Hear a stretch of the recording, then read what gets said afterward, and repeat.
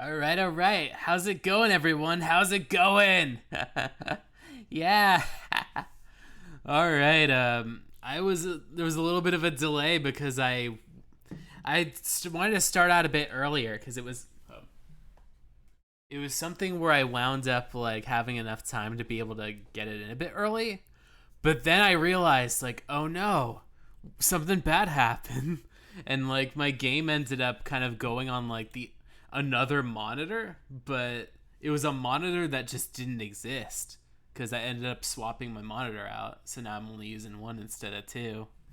But in the process, it means that all that's gone now. So I'm in a bit of a dicey situation where I had to kind of like have a mana come in and help me like kind of sort of configure it so that it's a little easier to be able to adjust to. But aside from that, I am doing pretty well. We were able to settle it, so everything came out very nicely. And the past couple days have been very interesting since Sunday because today I did like a little bit of my demo reel. I'm pretty sure it's what I'm going to be using as I start to submit more like of my like I guess sort of like demo reels for projects and such. I want to get sort of involved in voice acting, so I figured it'd be a nice way to be able to jump in and be able to bring my talents somewhere. But also the idea that, like, I know that there is somebody who they were doing some kind of like dub for, I guess, like a fan project. And it was something where I wanted to be involved with it, and they were fine with me just being involved with it. But I also felt bad because I didn't have any like demo reel to be able to show. So I was just like, oh yeah, I do some acting with my streams. Check out my Ace Attorney like VODs or my Ace Attorney like highlights. But I feel like that's not really indicative, or it's not really like good enough in a sense. So I wanted to be able to have at least a demo reel set aside. I also did the demo for Final Fantasy 16. I probably won't be able to stream it because it's on my like PlayStation, but at the moment it's really beautiful. I hope that I'll be able to at least like broadcast a couple clips of it, be able to show off a bit. But I think that it's something that really reminds me of how like Final Fantasy Tactics was. And I feel like because of Final Fantasy Tactics and how it had that sort of almost like dark kind of like fantasy sort of feel, it almost kind of feels like a weird like return to form-ish sort of thing. And I mean the combat's really fun and very like hyperactive, and the story is just very intense. They leave you off on just like the most insane cliffhanger.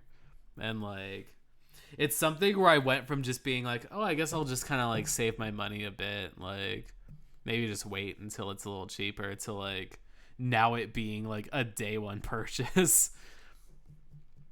But hopefully with that in mind, I'll be able to maybe jump in or maybe like show some clips. But I was going to jump right into the game because I feel like it's something where I know that there was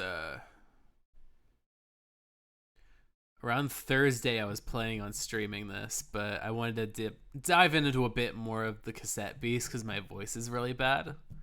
But today I had really good rest, and on top of that, I have a lot of like manuka honey, some ginger tea, so I am able to give you guys what's it called? A nice read through of this last little stretch of Ace Attorney. So hopefully if you were able to stick around for some of those streams, like you'll be able to catch up or be on the know how. I feel bad that sometimes it feels like it's on a short notice when there is certain things, but I think that it's something where I wanted to play anyway. Let's see. What exactly are we working with? It said unable to sync, so I'm hoping I don't have to like change my game. Oh yeah, I think we're there. Let's see, load. Alright, I think this is it. Alright. And let me switch on over.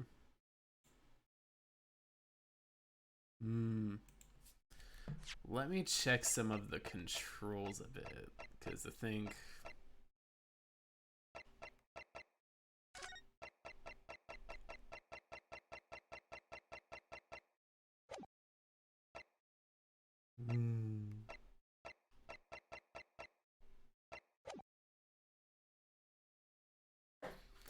From where we left off, we are currently at the trial, I guess, for Magnus McGilded. He was accused of murdering somebody in a cart, or it was like a, I guess, a trolley. I think they call it like an omnibus. And what's it called? He's the prosecutor. He's trying to get him like executed because he was accused of murdering this dude. In the process, these are three like witnesses, but they have not been 100% reliable. So I am going to see where exactly I left off at. Oh shit.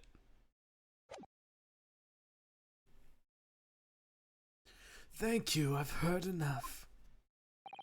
The events are explained, are clear in my mind. However, at least one conundrum remains. Who was the girl? Oh yeah, she ended up like throwing like a smoke bomb in court. And she was like, I'm going to like disrupt everything. I think what's it called, McGilded was trying to protect her, but at the same time she's showing up to the witness stand. Her name is Gina Lestrade, my lord. She's a chancer, earns a crust across large crowds, relieving people of their purses. What's commonly called a pickpocket. What? This girl here, a petty thief.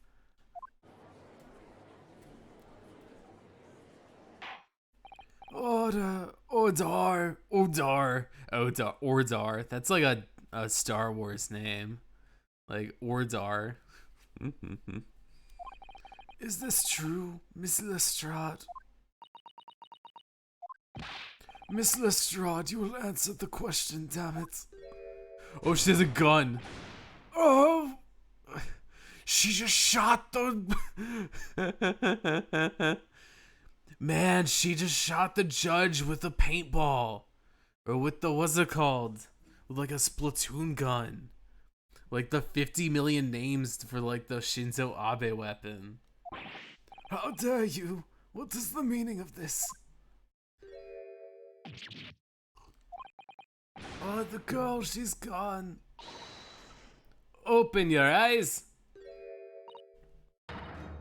I'm over here. Good gracious, how? What's the point in that little sidestep? I know what you lots are thinking. Grown-ups are all the same. This dirty little dipper, you say, slipped up and got caught on the job. She got herself backed in the corner, so she knifed her gent. Go on. That's what in your heads, ain't it? No, not at all. This is the court of law. We're here to determine the truth, not cast. Not the fart gas. Why the fart gas? Look, knives are for cowards. Only thugs use weapons like that. All I need for what I do are these fingers. I'm a professional, alright. Maybe not in your eyes, but I got pride in what I do. Let me guess. You don't count smoke guns among weapons for thugs. Oh, this? Yeah. It was in the bag I lifted the other day down there where they keep the four-wheel drags. It's nice, innit? I like the pink best. Oh, don't wave that thing in my direction again. It gives me the sniffles. So, you admit that you were riding the omnibus on the night in question.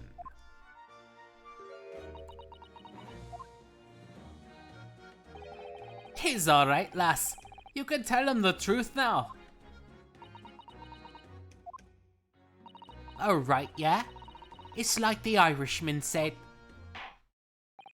The court accepts this girl, Miss Gina Lestrade, as a valid and significant witness in the case. Accordingly, young lady, we will now hear your testimony, if you would please. You will tell the court exactly what happened in the omnibus the night in question. Alright, if I have to.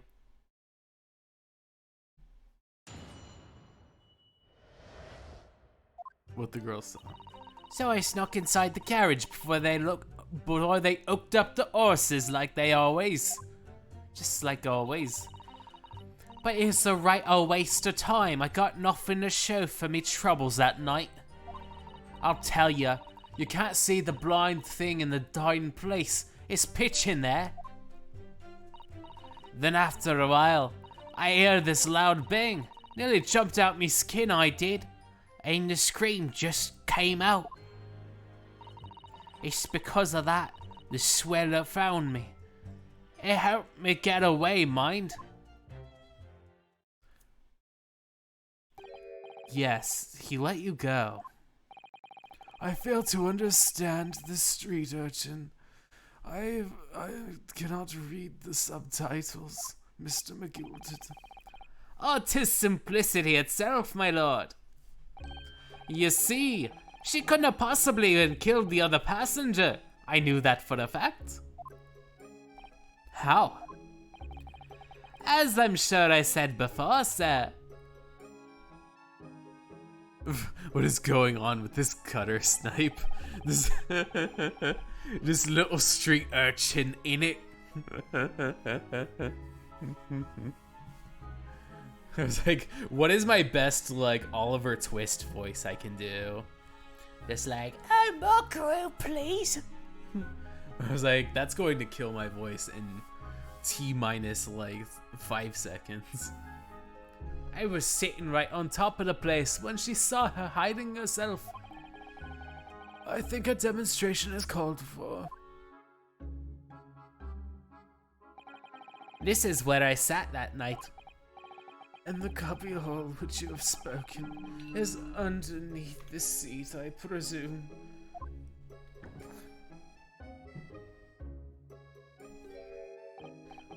Yes, it does appear large enough to accommodate a small child. Aye, but of course, the wee lass was stuck in here. Because I'd parked myself on the seat of the duration. Oh. So you see, that's why the lass bolted. I knew that if the police found her there, they'd automatically assume she'd done it. But I couldn't live with myself if a young girl was ruined when all the time I knew she was innocent. Even though you must have realized your action would result in your own innocence being called into question. Not at all, my lord, not at all. I knew in my own heart that I was innocent. So I thought it was worth taking a punt on my own good name for the sake of this less unfortunate lass. My goodness. What a perfect gentleman. My lord, this fine example of a man cannot possibly be guilty of a heinous crime like that. I'm ashamed of myself for ever doubting you, sir.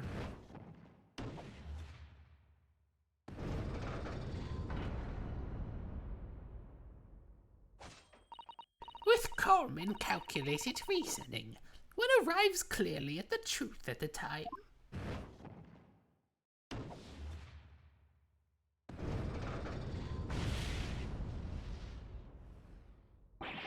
Saints alive!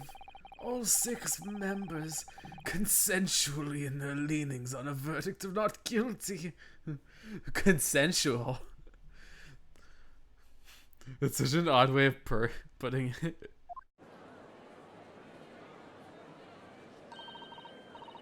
Mr. Naruhodo, this, well, it must mean. It must mean what? That we're victorious. We've won? Are you sure? Objection! I will spread my legs wide open in contempt for this discourtesy. If the sight of my iron-heeled Wellington offends my prey, do forgive the old razzle-dazzle. Thanks about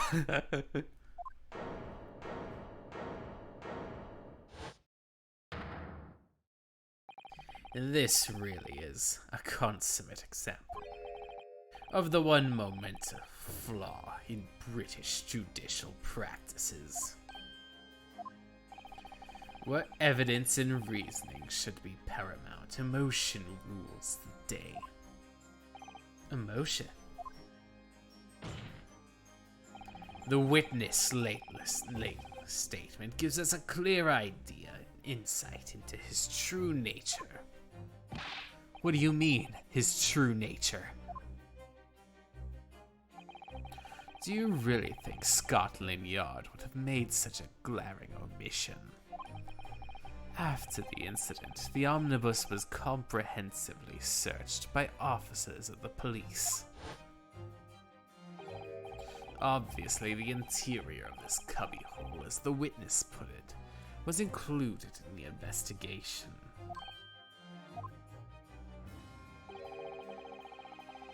The compartment under the posterior seat was full of the coachman's belongings. It is noted in black and white here on the report. Good Lord. The evidence has been tampered with. In order to corroborate Mr. McGilda's story, someone has unlawfully removed everything from under the seat. What?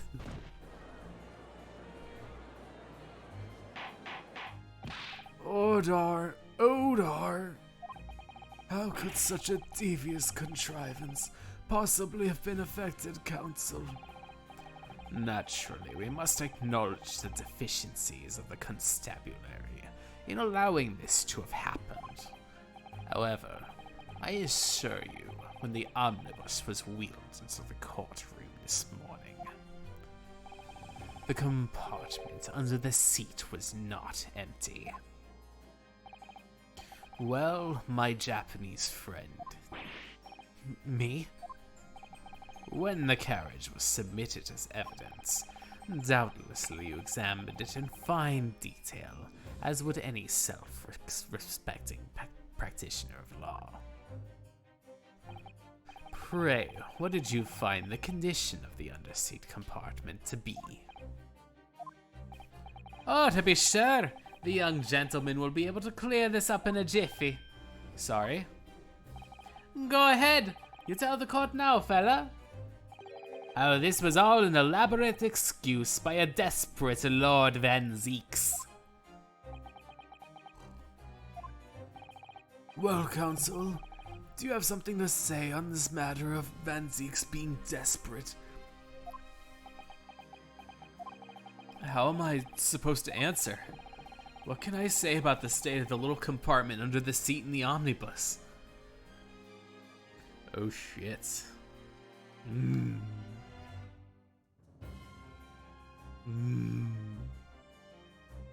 Let's see. Was it empty?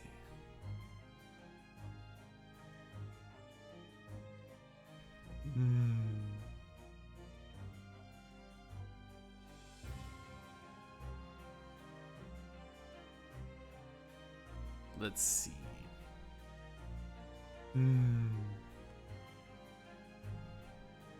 Is it empty? Is it not empty?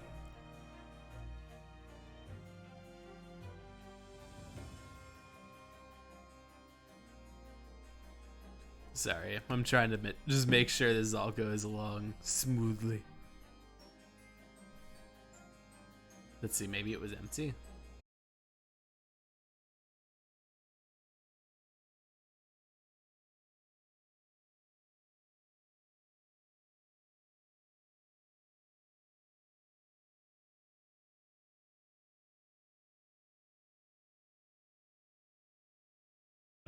that he has scruples of a by-street wine merchant. Mr. Naruhodo. Perfect. 'Tis why the fella's representing me, after all. He knows just what to say, does he not? Well now, it would seem the argument is mute. And the truth of the matter is, for yous all to see after all, that the cubbyhole under the seat is as empty as the devil's heart, so it is. That we can be sure of, at least. Why? Why do I feel like something's not right here? I should like the jury to weigh in the matter, I think.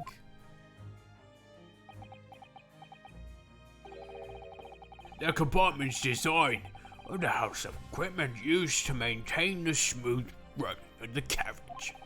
The guild's rules state the omnibus should be properly and fully equipped at all times. So it certainly wouldn't have been empty of night in question. Beppo wishing that irresponsible. That money-lending fleecer and the pig purse are lying.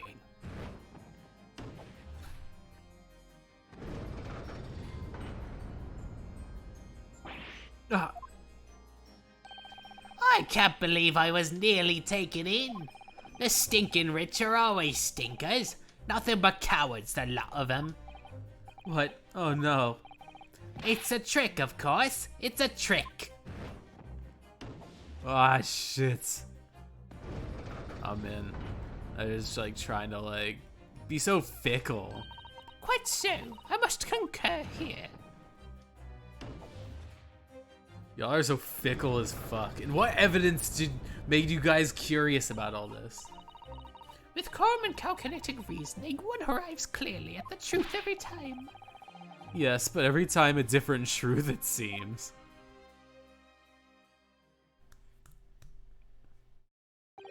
My lord, I humbly exhibit the scales of justice. Clearly, a verdict of not guilty as this time would be wholly inappropriate. Thank you, counsel. You've made this drag ass even further. You're wasting all of our time, you asshole. Is there a matter of outstanding cross-examination? Counsel for the defense, begin your questioning of the witness, please. Yes, my lord. What just happened? The whole balance of the trial just shifted almost beyond recognition. The Reaper of the Bailey is at work, it would seem.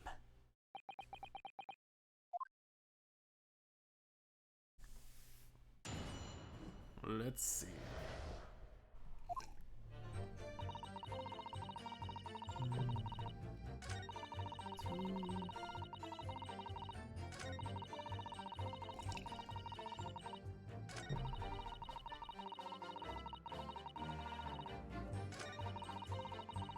The swell found me. I guess when did he find you? Oh shit, no. Hold it!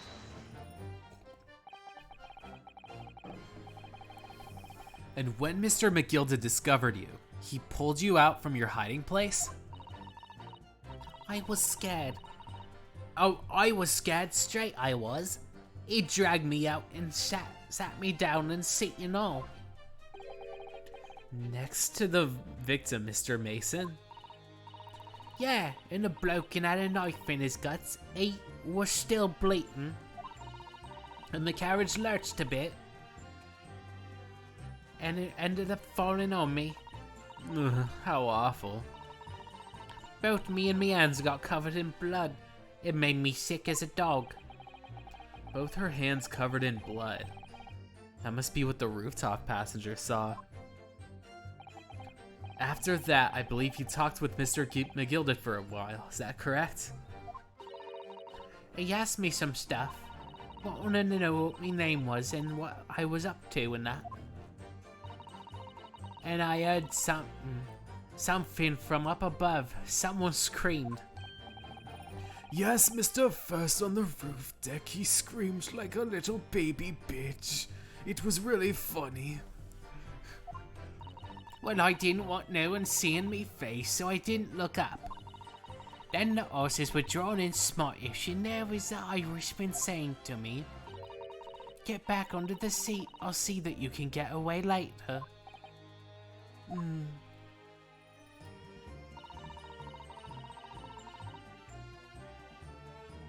All 6 members have decided the defendant's innocent. For one brief shining moment, yes. It's clear that they are still very unsure. If we could just find some conclusive piece of evidence amongst this new testimony, I'm sure we would cinch the verdict we want. Yes, I think you're right. And I have this nagging feeling. Something's bothering me. I can't quite put my finger on it.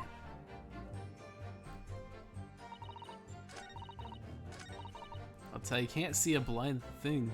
Let's see, what is this? So you couldn't see out in the cabin after all? Not a jot. Most days I pushed the cushion up with me head and looked out the crack. Then I have a butcher's at it, whom I'm going to fiddle. Who you're going to fiddle?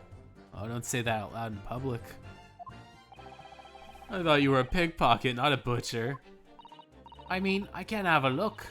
The seat I get under ain't as plush as the other one, see? Most of the time, the passengers plat themselves opposite. But for some reason that night, this here Irishman spent the whole journey right over me head. And for that reason, you weren't able to push the cushion up to peek out, I see. Truth is, I ain't too happy in small dark places. Well, no. Was that the voice I needed to do? For Mr. McGilded. Feels too much like me throwing in the clink. What do you find funny? Excuse me. Is something wrong, Mr. McGilded? Oh, I do apologize. Was there something the matter, counsel?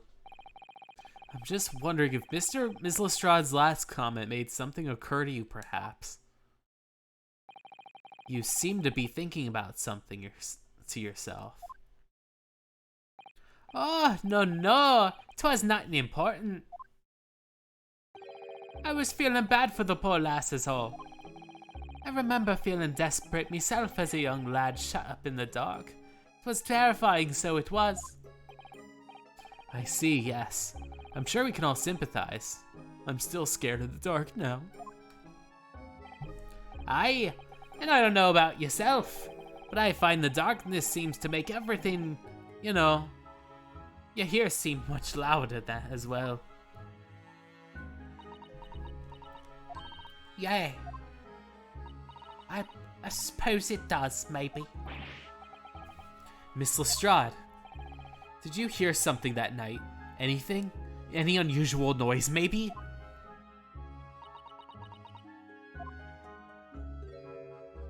Nah, not really. All I could hear was the Irishman snoring. Pajamas! There's no need to tell the whole world of me foibles, you little scamp. What a pity. If only Miss Lestrade had heard something. It might have given us a vital new clue. Yes. What should we make of that last statement of hers? I think it's profound. My lord! I believe the statement just made by the witness is profoundly important. Profoundly important? But all she said was that she heard nothing. Yes, which is a profoundly important point. I'm almost sure of it. Yeah, it proves he was sleeping. He was asleep at the wheel. I don't understand the inner workings of your Eastern mind, Council. It's so offensive. What the fuck? What the fuck would you say that? Miss Gina Lestrade, I'm sure you'll supplement your formal testimony by repeating the last statement. What supplement? What are you talking about? Don't give me all your fancy talk. I know what you're trying to do. Well, it won't work on me. That's right. Insult the judge. Always a good move. I was straining my ears to work out what was going on, but all I could hear was snoring. So you were straining to hear what was happening the entire time. Since the moment you hid yourself? Not exactly, no. Sorry. Well, there's no one in the cabin to start with. I could just push the cushion up and have the butchers to see what was what. But then what I saw was swelling getting on. I got my head down so he didn't notice me. And Mr. McGilded sat on the seat under which you were hiding, correct? Yeah! Would you have an it? What a mug! So then all I could do was listen. I was waiting to jump out there as soon as I heard him leave, see? But would have not likely, even though I stopped there in time and never heard of the door open. I just had to stay put and listen to him driving his pigs to the market, snoring like an old dog he was. Are there any conclusions we can draw from that? It doesn't add up.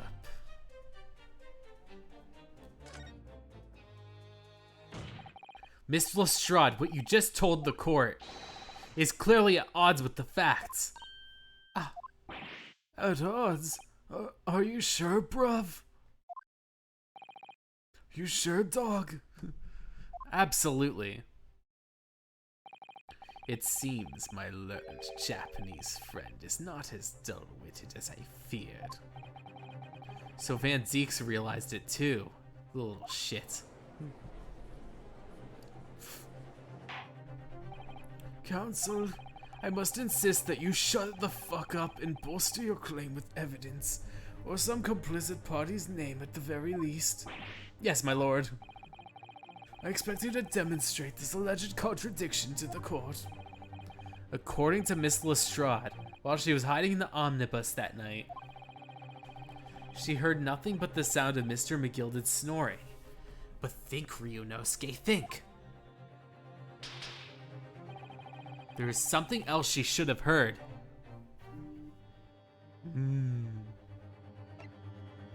A person.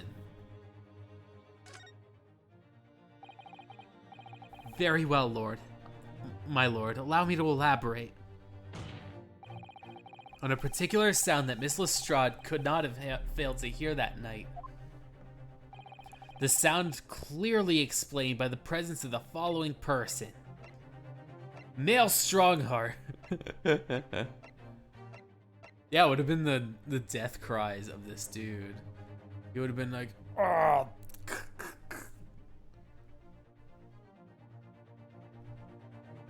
Take that! Thrice fired Mason.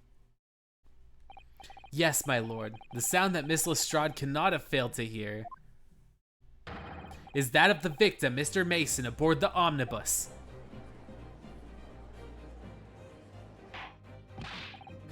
Order, explain yourself, counsel. Miss Lestrade, allow me to confirm something. You claimed earlier you're the first person aboard the omnibus, is that right? Yeah, of course I was. Got on while the driver was in the pub, didn't I? And the next person was Mr. McGilded. That I was. Not a soul in the cabin when I was climbing aboard. At least not in plain sight. So you were, to all intents and purposes, alone in the enclosed cabin of the omnibus at that time, right? Did I not just say as much? I wasn't traveling with anybody else, if that's what you mean. Yeah, I saw him get on, remember? Through the crack under the sheet cushion. He was on his own for sure.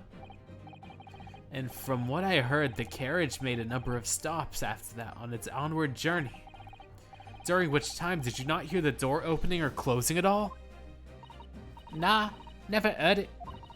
That's exactly what I was listening to, weren't it? Waiting for his swell to leave. In which case, when and how did the victim end up in the carriage? We know that the victim collapsed inside the enclosed cabin at the omnibus. Therefore, Miss Lestrade's statements about what she did or did not hear is at odds with the facts.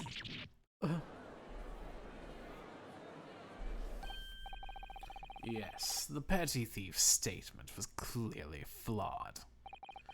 Lord Van Zeeks. Yes, he knew. He knew all too well that there was an inconsistency in her statement.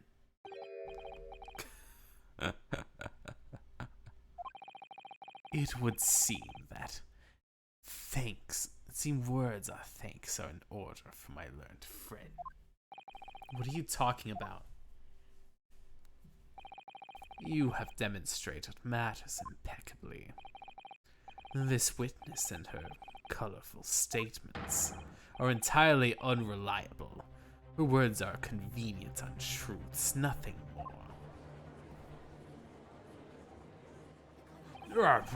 He's dead right. How could the victim possibly not board the omnibus? That makes no sense whatsoever. And this girl's a pickpocket, let's not forget that.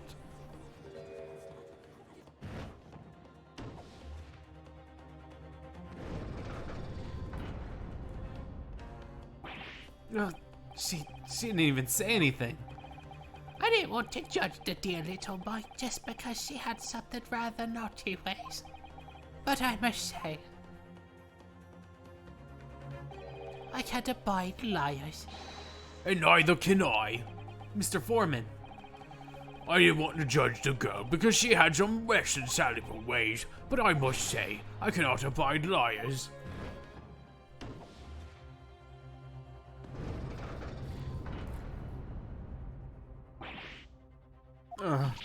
Mr. Naruhodo, that's 5 jury members leaning towards guilty.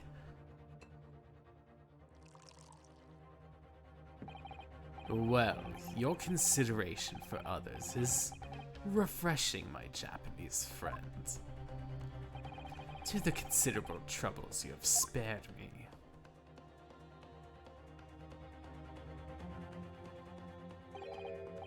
Yes, very refreshing.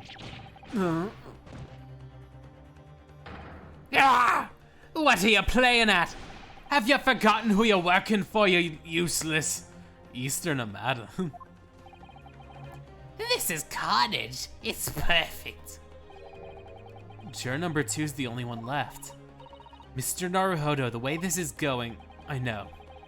If we can't find some new way to convince everyone of Mr. McGilded's innocence, the judge will rule and we have a lost. I very much wanted to believe the words of one of London's most respected gentlemen, but those of us in service must know that we must accept the harsh truths. Hold it!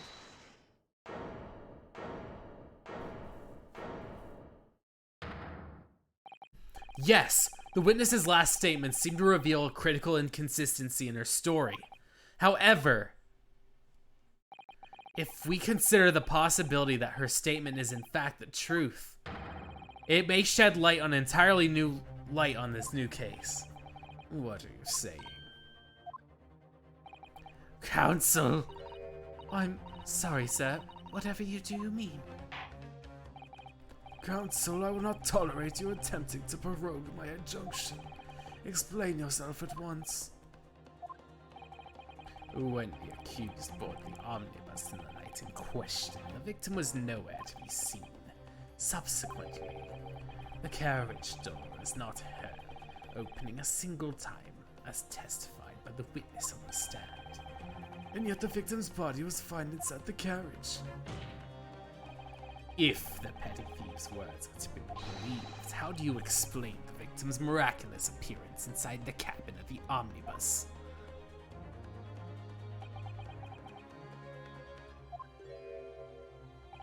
There's only one way to explain how the victim came to be inside the carriage. He was put in there after he died, he was in there already. Or there was another entrance. I feel like there has to be another entrance.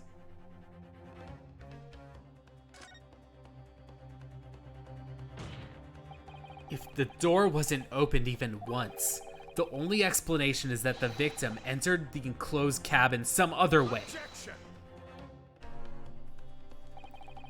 I wonder what new fantasy would come up in your blind panic. But behold, the omnibus is here for all to see.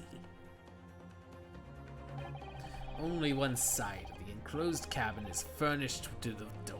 The other has only windows, fixed windows which cannot possibly open. In short, there's no entrance to the cabin other than the door. But there could be. There's one possibility you haven't considered. Oh, really? Yes, the only other way inside isn't the door. Another opening, the use to which allowed the victim to appear inside the enclosed cabin. All right, counsel. The defense will identify the location of the court. Here's the omnibus and the incident occurred. Where on earth is the entrance proposed? I feel like it would be up in the skylight. Let's give that a look. Oh no, come on. Take that! The answer is obvious. It can only have been the skylight. I say the skylight. Objection! Your ludicrous proposal almost has me lost for words. However, the skylight may as well have been large enough for someone to pass through. So you claim, but do you have a shred of evidence to support your addled brain theory? Both Mr. McGilden and Miss Lestrade said the same in their testimonies. They each claimed to have heard a loud thud, such as a noise made by someone falling on the floor. Yes, which has already been explained as the sound of the victim falling from his seat having been assaulted. Yes, it has, but would a man slipping from the seat onto the floor really have made such a loud thud that the witnesses describe? A noise loud enough to cause Miss Lestrade to let out a cry, in fact. Good gracious. Perhaps, in fact, that was the moment the victim made his entrance into the cabin. No, let me rephrase that. The victim didn't enter the cabin as such. He fell into it. You're now suggesting that the victim fell from the skylight into the cabin. That's simply impossible. How can you be so sure? Because if the victim had fallen inside through the skylight, as you say, the passengers of the roof deck would have seen it happen. And yet, not one person made mention of such events in this testimony. Well, yes, that's true, but... Hold it! Might a humble fella make a wee comment here? Mr. McGill did. To be sure, the two fellas who were sat on the roof had testified afore, said nothing of the victim falling through the skylight. But it seems to me, my lord, that 'tis not so much a case of them not saying, but... Aye. 'Tis a case of them being unable to say. What? I think perhaps the two fellas do be having something of a compelling reason not to mention what happened. Would yous not agree, fine ladies and gentlemen of the jury? Oh my goodness. Surely not. Those two chaps on the roof? You mean the one stuck the knife in the manure? Oh!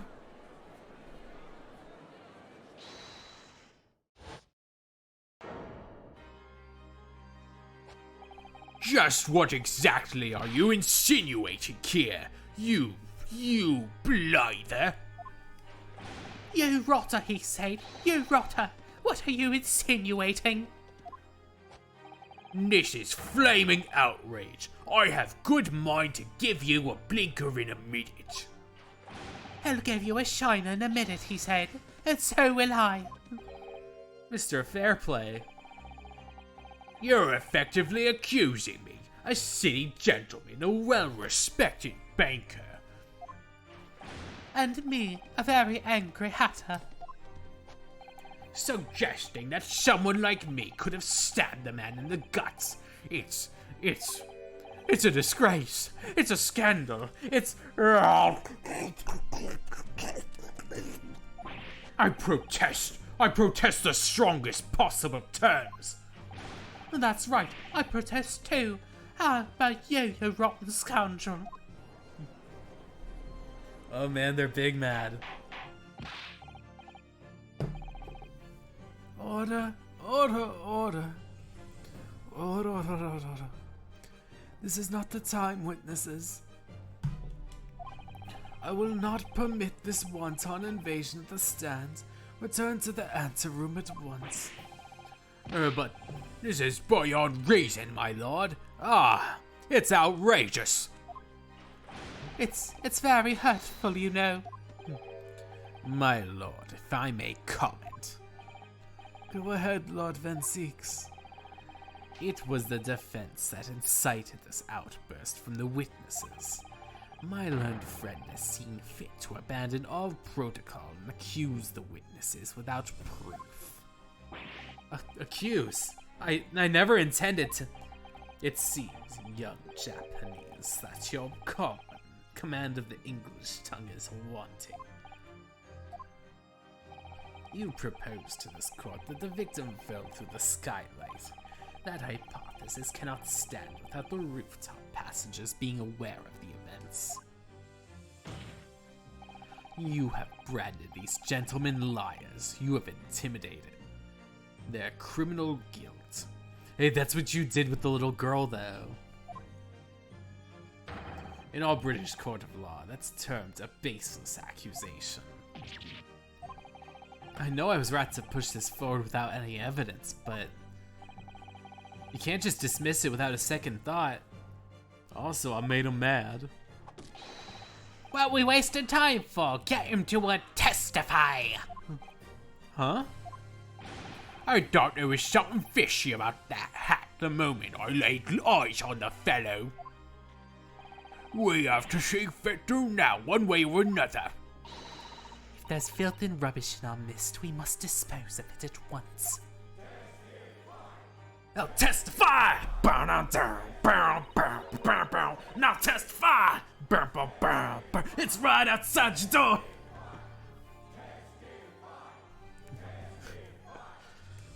What's happening, Mr. Naruhodo? The spectators in the public alley they're in a complete frenzy. Mr. Fairplay, Mr. First. My lord. You will take the stand again and make another formal testimony in reference to the indictment brought by the defense. Yes, my lord. I didn't come here for this. There's no time to think this through. All I can do is keep pushing forward.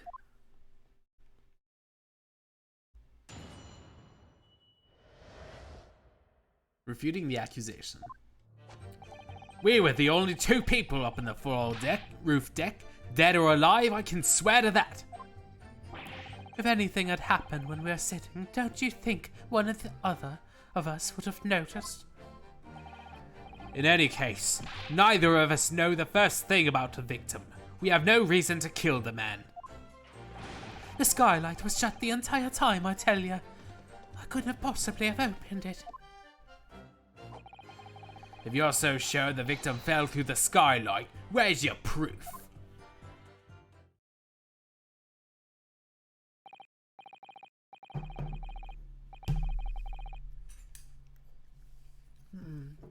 I must say, on listening to this testimony, it's somewhat hard to imagine.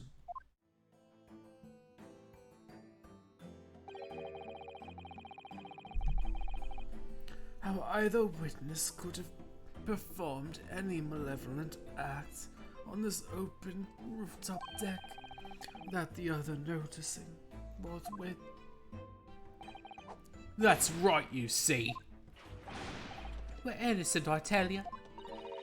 Oh, then logically, of course, the argument falls down if the two of you were in collusion with one another. What? Oh shit. According to the investigations of Scotland Yard, the two witnesses share no common dealings. Ha! And I don't trust coppers any more than I trust the stinking rich. Oh man, juror number 3's based. No rich, no coppers. That's my motto. Something doesn't feel right here. The trial is going in our favor, really. Hobie would be proud. Hobie would be very proud of juror number 3.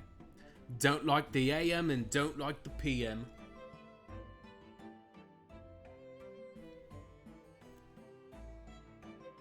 The trial's going in our favor, really. So why do I feel uneasy? Counsel defense, over to you. Your cross-examination, please. Oh, yes, my lord.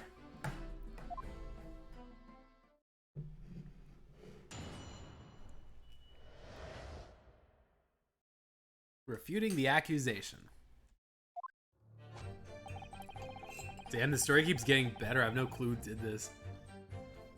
Yeah, because it almost feels like maybe there was another third person over there, but like these two had to like shut themselves up.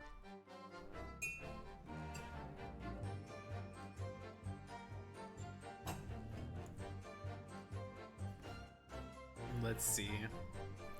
Only 2 people. If anything had happened, there'd still be dead. Don't think the other 2 would have noticed. Neither of us know the first thing about the victim. Didn't you guys? So, you've never met Mr. Thrice-Fired Mason before? Oh, lummy, no. Not once, not ever. He never met the man before, he said. Never. And you, Mr. Verse, had no dealings with the victim either? That's right, sir. Hatters don't have time to do with brickmakers, to be perfectly honest, sir.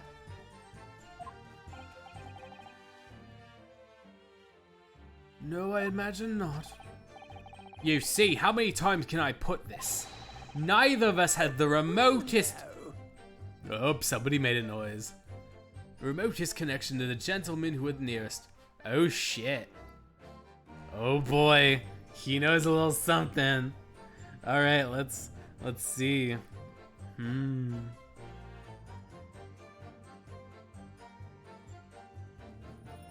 You seem to notice. Mr. McGill did. Yes, counsel. What can I be doing for you? Did the witness's last statement give you pause of thought somehow? Not the remotest connection. Is that right now? What are you insinuating now? Ah, Mr. Fairplay.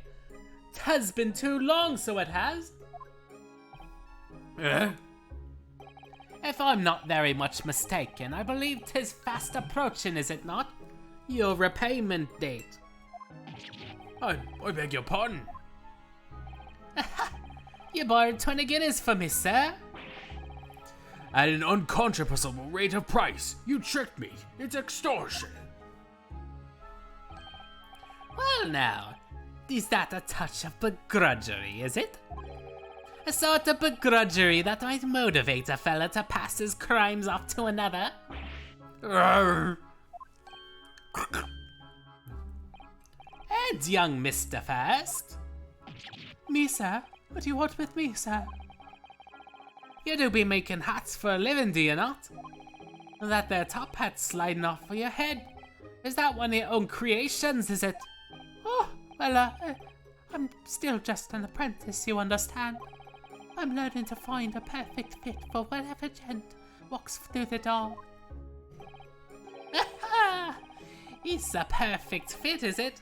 Well, 'tis a very distinctive design, so it is. Many customers like it, I tell you. It's a very distinctive touch. Customers? Such as thrice-fired Mason? Ah. There was photographic print of the victim submitted as evidence before, my lord. Ah, this you mean? Oh yeah. Look at that hat. Look at that beautiful hat. I can't help but thinking the poor fella's hat looks distinctly familiar, wouldn't you say? Oh! That's one of my hats. And it is. So it seems the brickmaker was a customer of yours. The sort of customer, I wager, you could have had a wee quarrel with over the distinctiveness of the goods. Oh, no, sir. Absolutely not, sir. Well, there's really nothing more to add. It would be right to say that the two fellas here haven't the remotest connection to the victim, you say? I rest my case. You little weasel. He's better at this than I am. Gosh, Mr. McGilded has certainly been thorough in his research, hasn't he?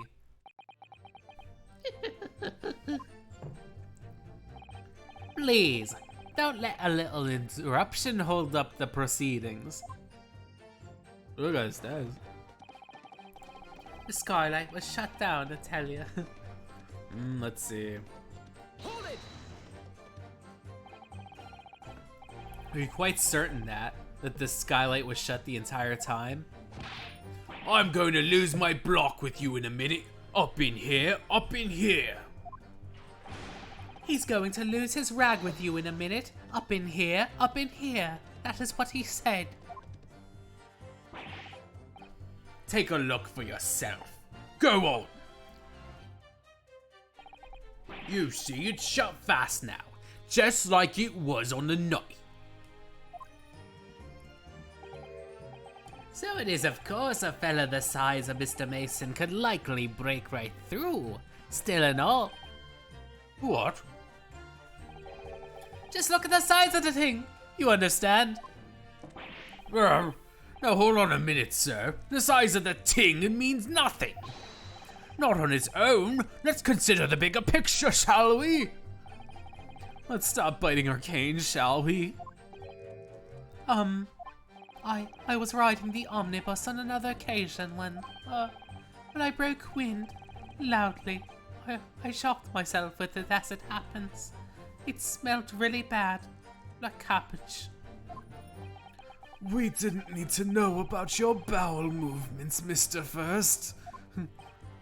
Oh, I just meant to say, well, the point is, I tried to open the skylight to waft the fart in. But just my luck, I couldn't make it budge. The stench was terrible. Everyone was looking daggers at me, sir. I went as beet red as rouge, I did. Are you expecting me to sentence you? Oh, no, sir. The point is, the skylight can't be opened. I tried and tried inside the cabin of shame. The fart is not a bioweapon, I swear. The skylight doesn't open, you say? So, that proves it. I couldn't have kicked the victim down the cabin below, I tell you. Neither of us could. Nobody mentioned anything about kicking anyone. Like I said, the details are little nuggets at best. It's the mother lode we should be looking at. Examine the omnibus. Let's see. Maybe we should give this a look. Yeah. Look at that bad boy a spin. I see a little lock here, baby. You can certainly see inside the cabin through this. Let's It's not good for us. Oh, no, this.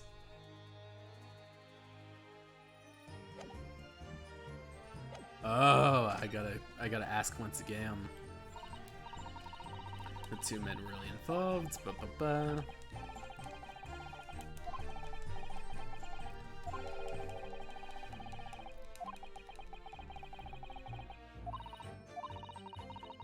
I have to go to the fart person.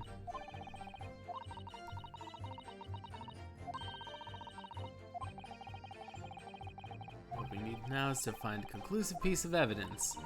Yes, Mr. Naruhodo. Oh, fuck. Come on. Come on. We got this. Power through that. Alright. Let's see. 1, a 2, a 3. Let's see. Press the 4th. The skylight can't be opened. Hold it! Bring up your trauma with the farts again. It's hilarious. Take a look at yourself.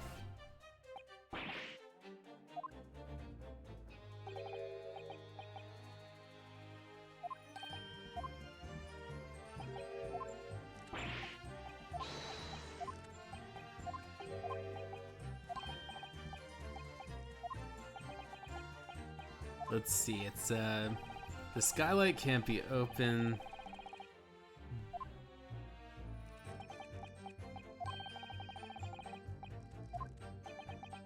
Man, it feels all the more different to just play this in silence.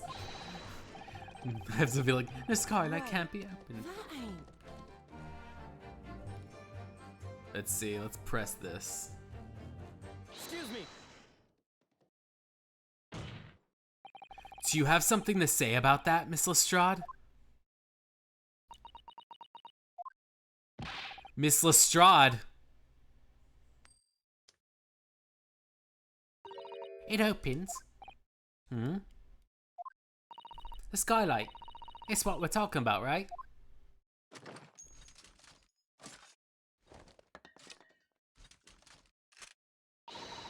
All them skylights open dead easy. More easy than you can load the weapon.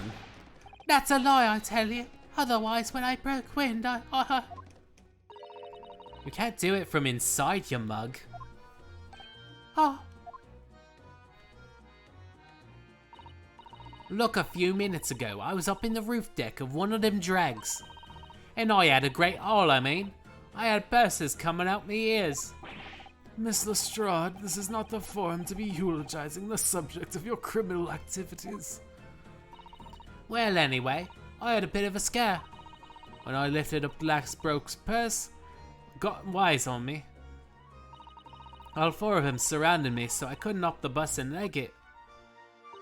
So what I did was I used the skylight, opened the catch and jumped right through. What? Yeah, the catch of them skylights is on the top side. That's why you can't open them from the cabin. Skylight opens from the roof deck. Bailiff, climb up the board on top of the omnibus and verify the claims.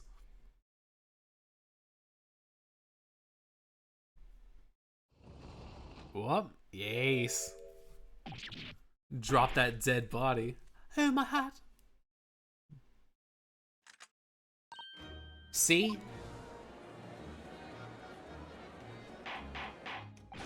Order. So it appears the street girl statement was quite true. I don't believe it. The skylight opens. And from the roof deck. Mr. Naruhodo, this could be the clue we're looking for. Well, counsel for the defense, please continue with your cross-examination. Yes, my lord. So the skylight opens. Perhaps I should investigate for myself.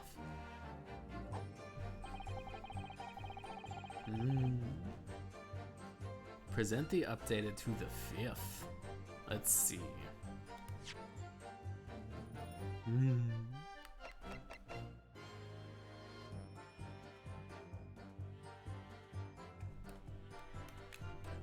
Objection. The witness's last statement are clearly odds that this piece. Oh. Wait. No. Fuck. Come on, I have to click on this. Let's see.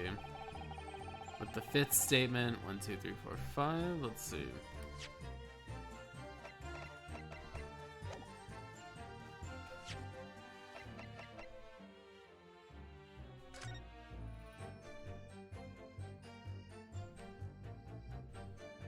Sorry, the controller is a bit wonky. Whee! Come on. Come on. Come on. There we go.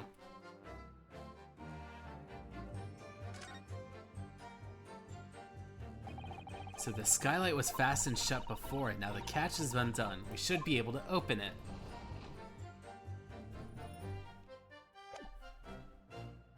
And then present it. Objection! That reveals a damning inconsistency, that last statement. Damning, you say?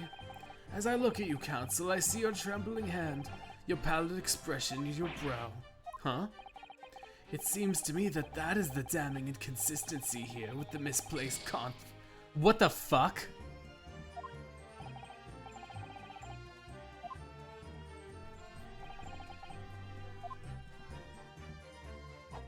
Hold on.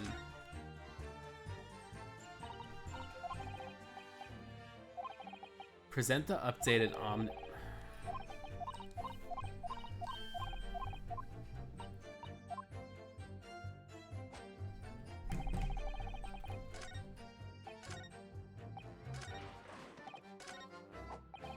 Alright, so let's present this. Let's see. Let me see. I guess this is updated. Isn't it? Yeah. You can certainly see the carriage.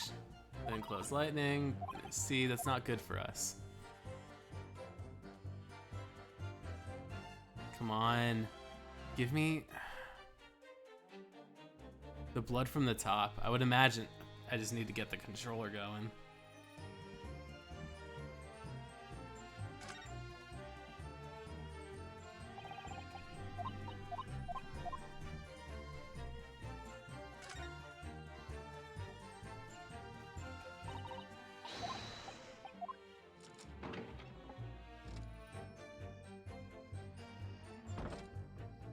Oh. Yes, it does open very wide, doesn't it? Wide enough to kick someone like you through. Why someone like me? Ah, what is it? Look, just here. Look at this. That's, without question, it's blood. Why would there be a blood stain up there? Surely, it can't be unrelated to the case, can it? Fuck, that was the key. Now it's updated. You were right about the chair. Now I can present it. Objection! Man, I presented that thing twice, and they said that that was wrong. Just because I didn't look inside of it. So on the night the victim was stabbed, and immediately afterwards the victim's body was pushed through. Those are the facts, and the irrefutable proof remains clearly visible in the omnibus that stands before us today in the courtroom. What? That's utterly humbug. You can't possibly have any evidence. No, you can't. I mean, we didn't do it, I tell ya. It's impossible. Irrefutable proof here in this courtroom. Counsel, My lord, I believe everyone would appreciate a little clarification here. Where exactly in the omnibus is this evidence? you will point out. Let's see. Let's get that controller going. There we go.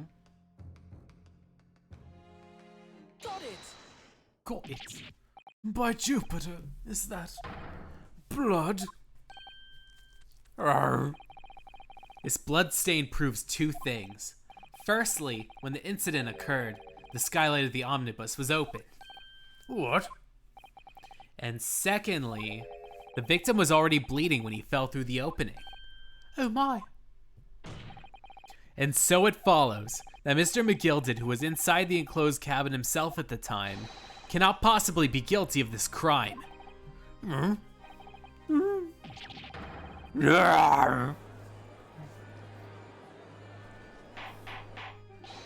Order. Hold it! But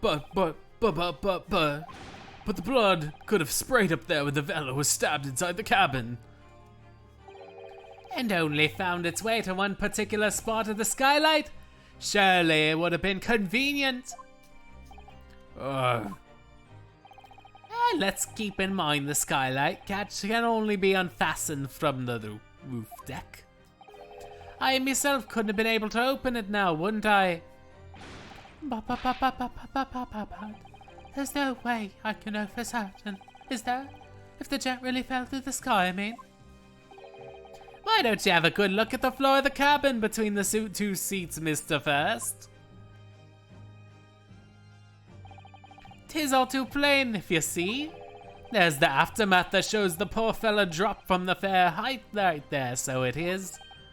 What? No. But it can't be. It's all... Lies! My fellow jury members, I think we can all agree that it's clear proof of the defendant's innocence, can we? I believe we can, yes, sir. It's clear to me that where the filthy rubbish can be found in this courtroom. So, they thought they could pull the wool over my eyes, did they? I won't tolerate the guild carriages be sullied by blood. Oh, I always knew that our gentleman who gave us the delightful park couldn't have done such a thing. You fickle weirdos. On three then, everyone. 1, 2, 3! Objection!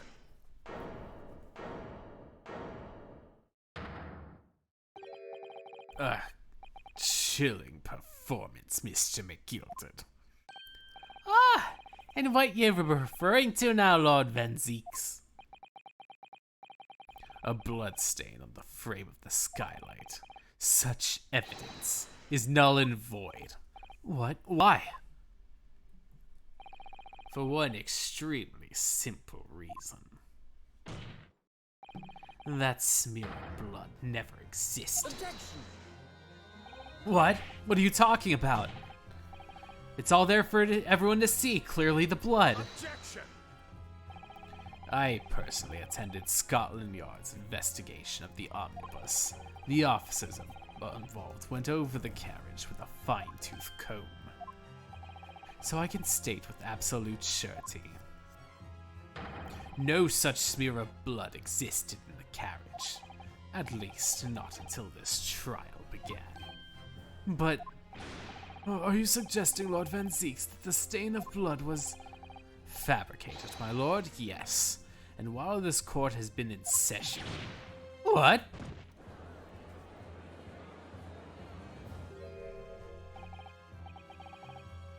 What a palaver. I must say I didn't expect such a crude reasoning from a prosecutor of the standing, Lord Van Zeeks. But I'm Magnus McGilded, a fella all over the capital. You did pull that one out of his ass. I don't take kindly to slander, and I fight it to the bitter end. Even if it's rolling off the tongue of the Reaper of the Bailey. He's very hypocritical, because he was definitely saying, like, all this stuff about baseless accusations and stuff, and now he's doing just that. Mr. McGilded, I realize this is your first appearance in court as the accused. However, I am well aware of your involvement behind the scenes in a great many affairs of dubious nature. You're very adept when it comes to avoiding getting your hands dirty. And each time it happens, a case you're involved in is investigated, you adapt the facts. Adapt the facts? What does that even mean? When you wield the fortune the size of McGilded's, nothing is impossible. Tampering with evidence, manipulating a crime, bribing witnesses. I toast your ability to concoct the most convenient of stories. Tut tut, Lord Van Zeeks, this won't do for sure. Will it now, Counsel? Oh, no. I think it's fair to say this does all sound like a rather far-fetched excuse by a desperate man. Blood in the skylight didn't exist, you say? But if yous all cast your minds aback, it's not true that the omnibus there had been in the courtroom the entire time.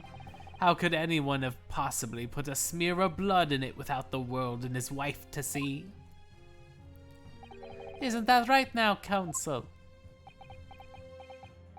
It's true. The omnibus has been in full view the entire time. My learned friend. Here's to hearing your opinion on this matter, in your own words. As you wish. Could someone have tampered with the omnibus? If you're asking me, it could have been possible.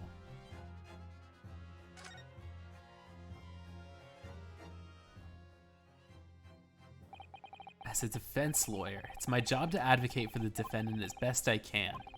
But still, I feel as though there's something even more important at stake here. There's no evidence to suggest the victim did as my learned friend suggests. However, in terms of having the opportunity to carry out tampering, there is one possibility. Good gracious, explain yourself.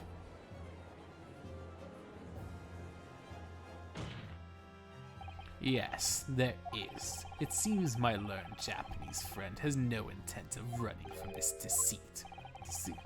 I'm sure everyone still remembers clearly the recess we were forced to take.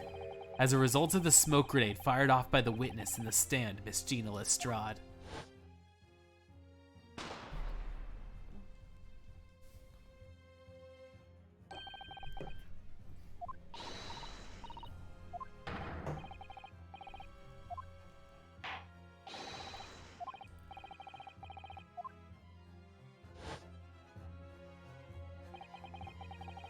The courtroom was filled with smoke and everyone was thrown into confusion. All of us were made to leave the chamber. In that brief interval, under the veil of smoke, it could have been possible to steal inside the omnibus.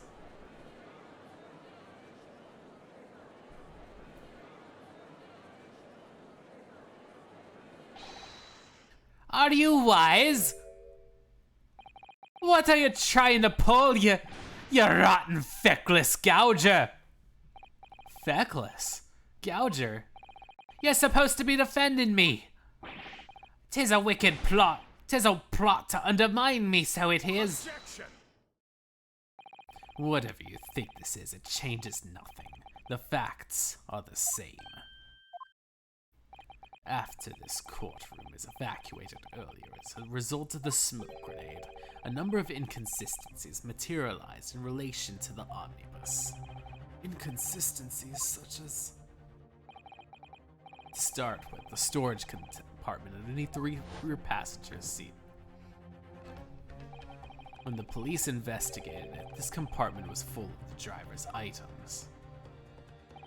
Secondly, we have a smear of blood on the edge of the skylight. As I've said, that was not present at the start this morning. Unfortunately, Lord Van Zeeks, no one is able to corroborate your claims. That's true. When the omnibus was first wheeled out, both of them were shut. Accordingly, I'm afraid to say we cannot establish with any certainty if this evidence is the result of tampering or not. Indeed, my lord. No doubt there was a single person who saw fit to verify such things. What do you think? Sorry. About the omnibus, is there anything else unusual about it? I have an inkling. My lord. Yes, counsel. There's one further inconsistency. A mark that surely could not have been present at the start of the trial. What? What in the devil's name are you going to say now?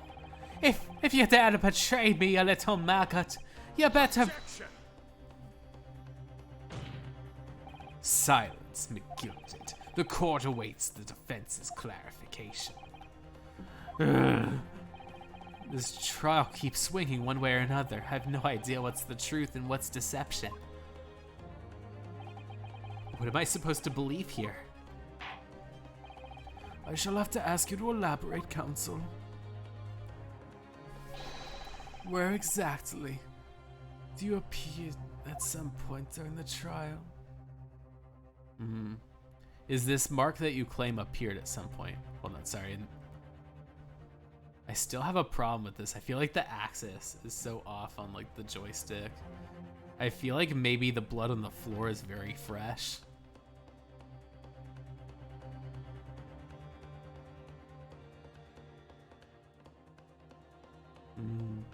Got it!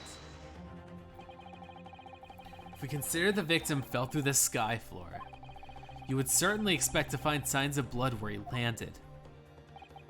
But as far as I recall, this bloodstain on the cabin floor was not there when the omnibus was first brought into the courtroom. Good lord. Yes, I do believe you're correct, counsel. Well said. Although, as an advocate for the defense, one might say that's a very careless slip of the tongue. I believe that bloodstain on the floor is a decisive piece of evidence. But if the question is whether the evidence is genuine or whether it was unlawfully fabricated by someone, I feel compelled to admit there's at least a possibility that the evidence was fake.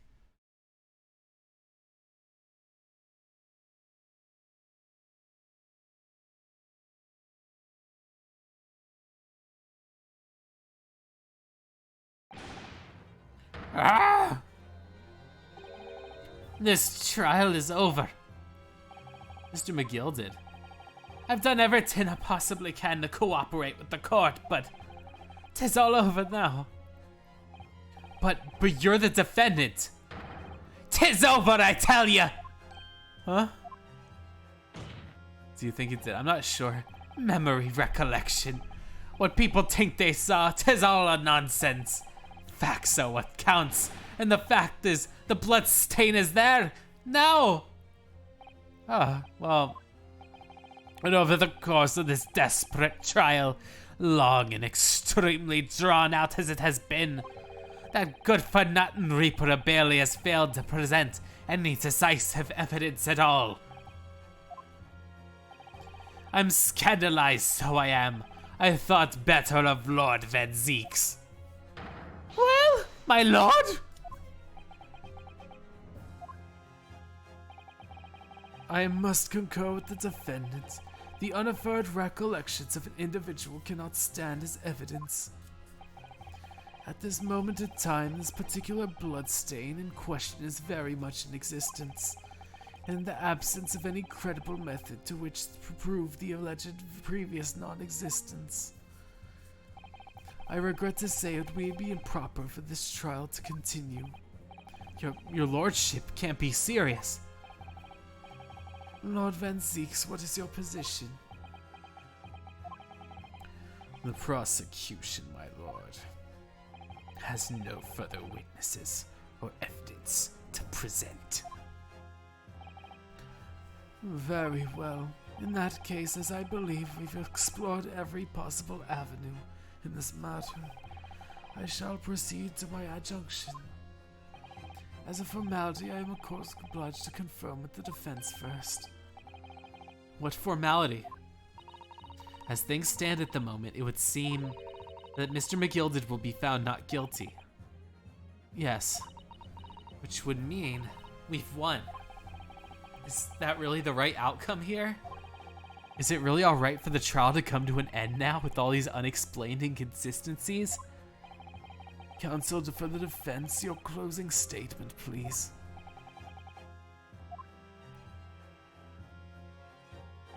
Yes, my lord. The defense believes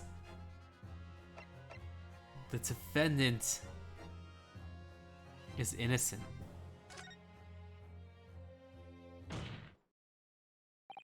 As Mr. McGilded's legal representative,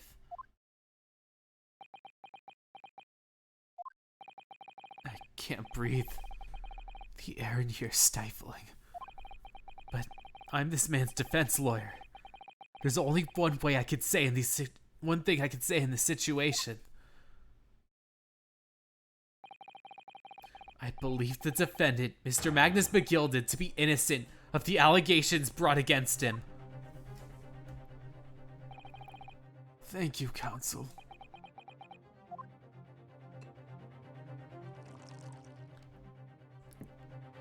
This one is poured out to all those we lost along the way. Especially the person that was killed. Here's to you, my Japanese friend, and the most abject closing I've yet to hear in the court of law. Order.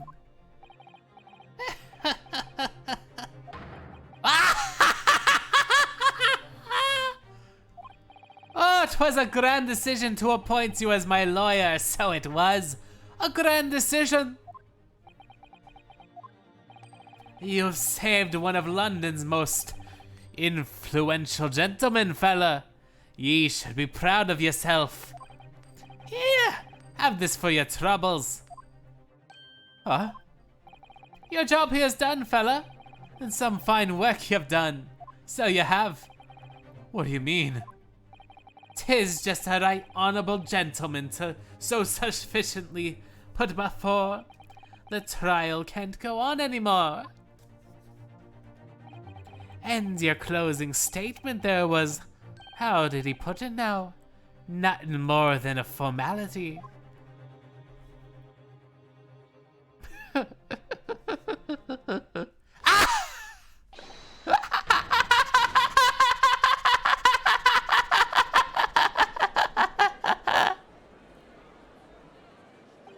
I really know what to make of this. Was the evidence genuine, or was it fake? His lordship would be fuming. Any unsightly rubbish would be exposed properly, as I said. I feel like it was meant to almost just obfuscate everything. Where it's like, what wasn't tampered with? Everything is so fucky. The stinking rich are always guilty of something. You mark my words. I feel terribly ashamed that I ever doubted a lovely man who gave us a lovely park. Now that the proceedings have unfolded in this way, I am compelled to declare a premature end to this trial. Furthermore, the court must accept the defendant's plea.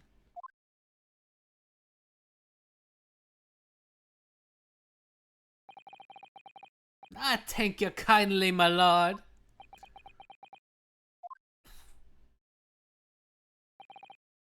I hereby pronounce the verdict of this court. But we still haven't determined if the bloodstain in the omnibus is genuine or not. We don't know if these witnesses are telling the truth or a pack of lies. We have no idea of the truth. Lord Van Zeeks, my lord. The case made by the prosecution was flawed, plain and simple. If indeed the omnibus presented as evidence was tampered with, the prosecution is at fault for allowing such a disgraceful perversion of justice to take place. My sincerest apologies, my lord. But wait. When we were evacuated, Lord Van Zeeks ordered the evidence to be secured. I'm afraid the prosecution cannot shun responsibility in this matter. That's so unfair. The culpability of the defendant has not, at the present time, been established by this court. Consequently, the jury will not be required to proffer a judgment. What? Well, Lord Van Zeeks, it's been a pleasure, so it has. And as for you, my dear fella, I couldn't have asked for a better defense. Do you mean to tell this all was a grand waste of time? 'Tis the law of the land, my good man. If you'd like to pursue this matter further, we can always go ahead and try to change the law. Magnus McGilded. Woodreef! You've got more to say to me, have you? Just one thing. A warning.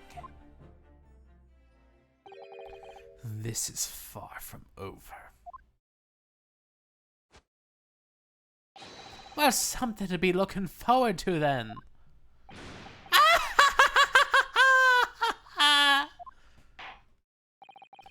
I hereby pronounce the defendant, Mr. Magnus McGilded, not guilty. Whee! Yay, confetti! This is a good. This means something good, right? Right? Right.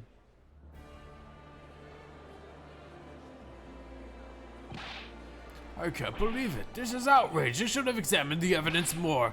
What are you talking about? The man's been cleared. He's innocent.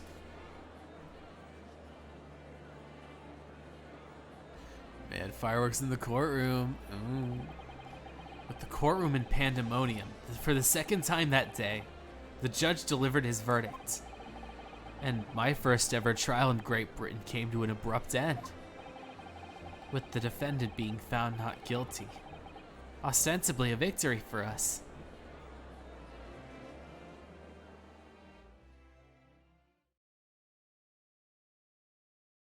Man, I wonder if we'll ever find the truth behind it. Old Bailey.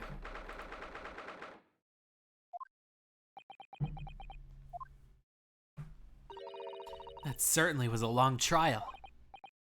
Yes, it was. Your first ever trial on foreign soil and your first victory. It was a wonderful performance. My heartfelt congratulations. And to you, Miss Susato, thank you for your assistance. I suppose we should be happy. The trouble is, we're still completely in the dark about what actually happened. Well, we didn't have enough time. But isn't it wrong? I mean, who was actually responsible for Mr. Mason's death? We don't even know that. The sole aim of the defense is obtain a verdict that exonerates the defendant. You carried out your duty to perfection. Aye, you did.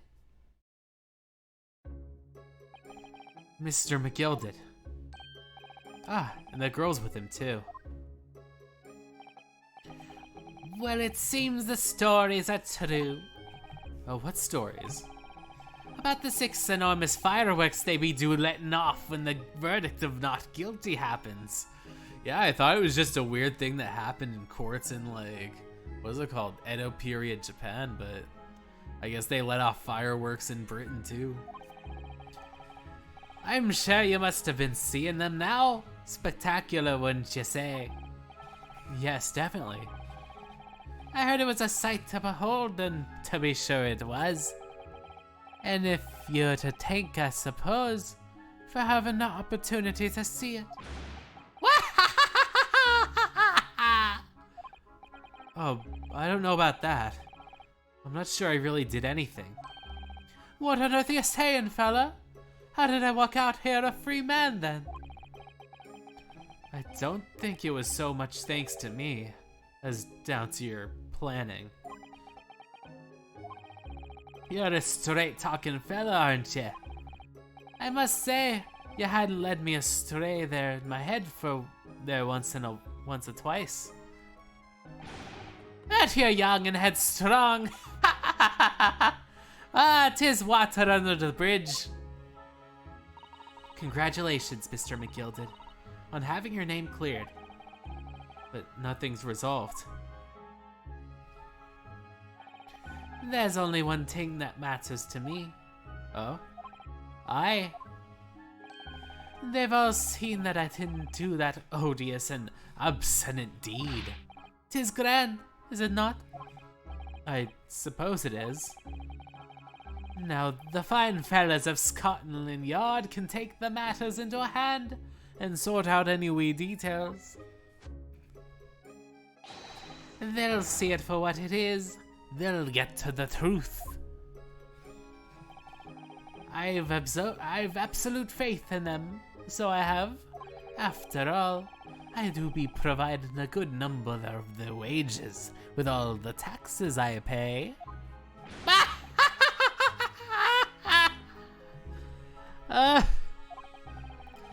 It's not that funny.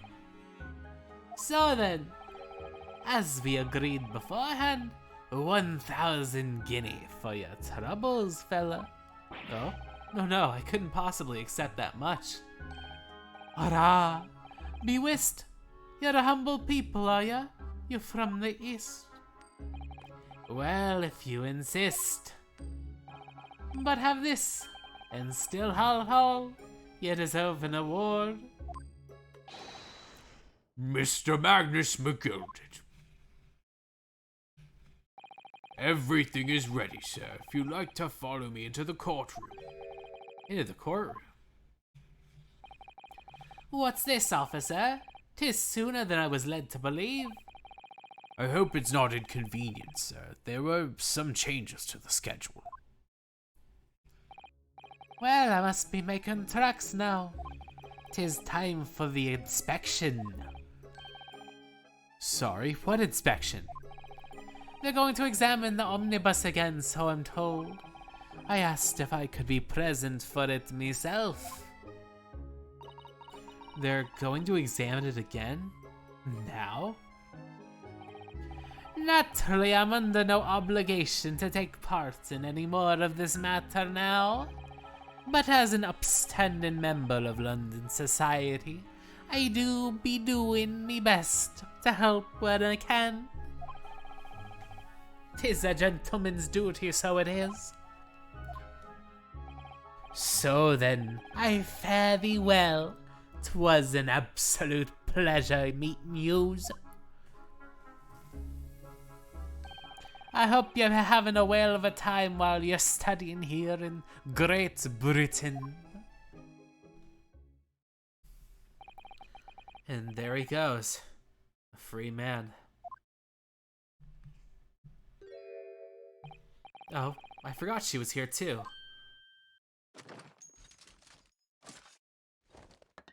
Yeah, she's taking her time with that reload.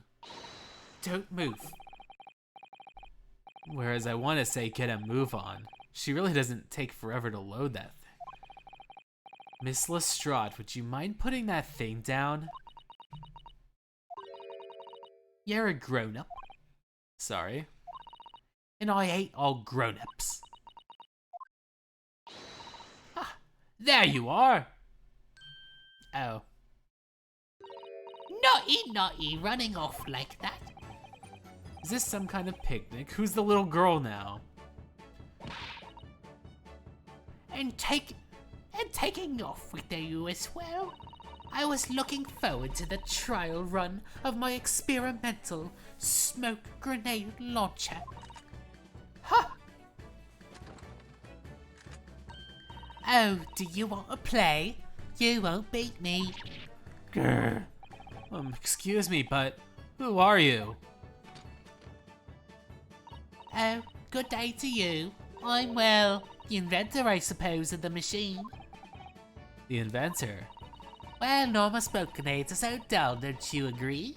White, and more white. If you have to be shrouded in smoke, make it a pretty color. That's what I thought of myself. Do we have to be shrouded in smoke, though? At all? I just took my eyes for a moment while I was changing off to different omnibus and she pinched it. Luckily, I fit it with the telegraphic beacon. What's it? What? I have no idea what this girl's talking about. Anyway, you're coming with me now. Back to the laboratory. What for? To apologize, my silly technician. What do you mean? Say sorry. Must say sorry when you do something wrong. Surely an adult has told you this before. An adult? You don't listen to no words. Come along then, follow me. Fine, have it your way. Well, good, you see, You know what to do the right thing in the end. I'm fairly sure what she wants is not to get shot by that gun of yours.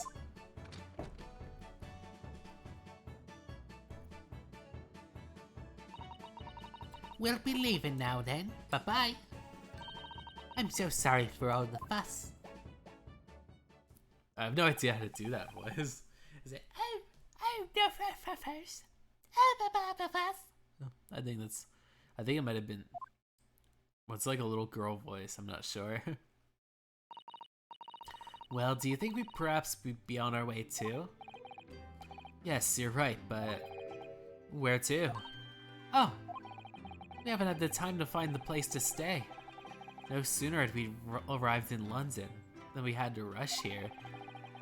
All our traveling cases are still with the bailiff. I was originally planning on spending today in searching of lodgings. But in this late hour in the day, I'm afraid we might be out of luck. Don't worry though, I have a plan. If worse comes to worse, I heard of a lovely park where we could spend the night. Please tell me you're not thinking of McGilded Park. I know it might be a little chilly this time of year, but our youthfulness will see us through. I'm not so sure about that. I think a midwinter London night will freeze a young person solid just as easily as an elderly one. Oh dear. That doesn't sound agreeable. Now I'm starting to regret turning Mr. McGilded down. That 1,000 guineas would have paid for a lovely warm room, or a mansion.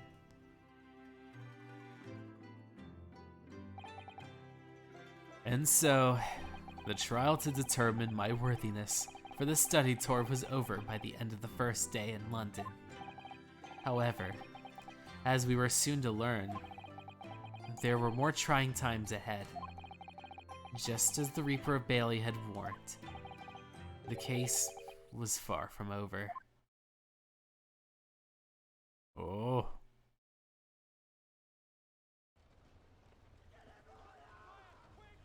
What's going on? Get the fire brigade! Water! Oh, it burned? What? How did this happen? I don't know, sir. By the time I got here, it was already engulfed. No one was supposed to be allowed in here before we started investigating.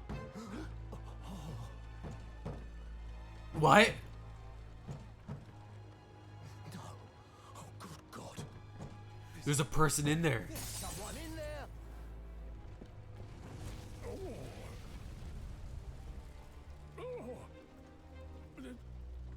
This can't be. This can't be.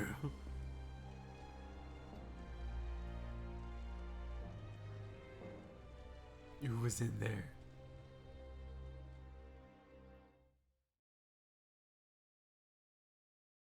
What the fuck?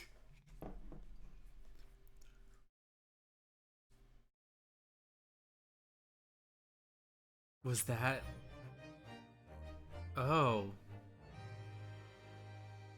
Oh.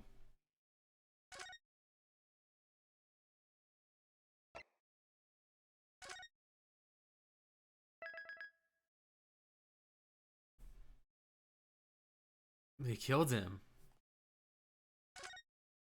Sorry, I'm so shocked. I'm so taken aback. It's such a weird note to end it on.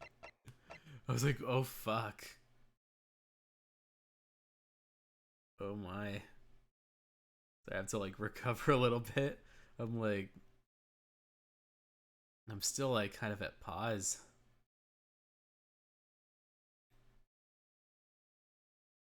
Might be a bigger part of the bigger, maybe. Yeah. It's like, whoa. Man, that's intense. I guess I'll probably just like keep saving. Yeah. No, I'll quit for now. The Case of the Clouded Room. Ooh, spoilers. Wait a second. The Runaway Room. Oh, I guess there's 2 more chapters. There's the Clouded Kokoro, and then there's now it's the Baskerville.